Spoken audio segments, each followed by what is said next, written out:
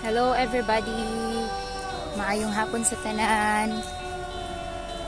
Mag-share lang ko kaning verse karon no, from Luke chapter 6 verse 31.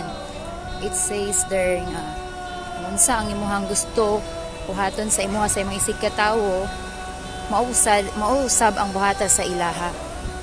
So dili po ni kaning nga verse no ga nagdaw kay siya nga impact sa tanan nato, and always gini siya kakadumduman.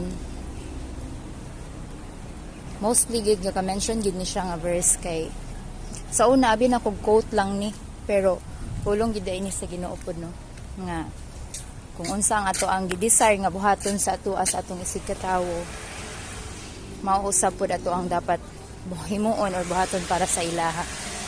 So before ta mag-expect no nga dili man ta dapat dili man sa ingon nga kung nagbuhat ka ani sa isig ka tawo mag-expect na dayon ka og kapalit or balik, but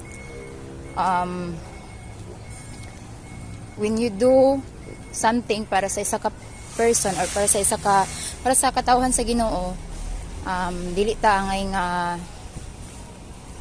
kana bitaw ang murag gunaw na ta nga dapat iyagid kong balikan ani nga kaayuhan nga ang gihatag sa iya or gibuhat para sa iya kay.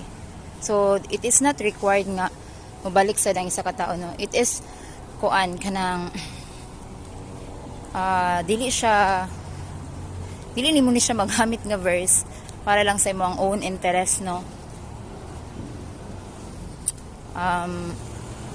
Kay naay mga butang halimbawa kani gibuhat nimo ni nga kaayuhan diya sa tao no, with all your heart yet without.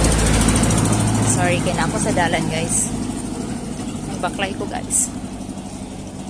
So dili ingon nga kaning imo ning gibuhat sa isa ka tawo, pero kung imo ning gibuhat sa isa ka tawo di ay with a willing heart, with a pure heart nga not expecting in return, possible nga kini nga tawo dili makabalik kanimo or makahatag og balik sa imuha or makahatag og makabuhat og something nga good pud sa imuha. But God is not kaning blind no sa tanan natong mga paghimuon.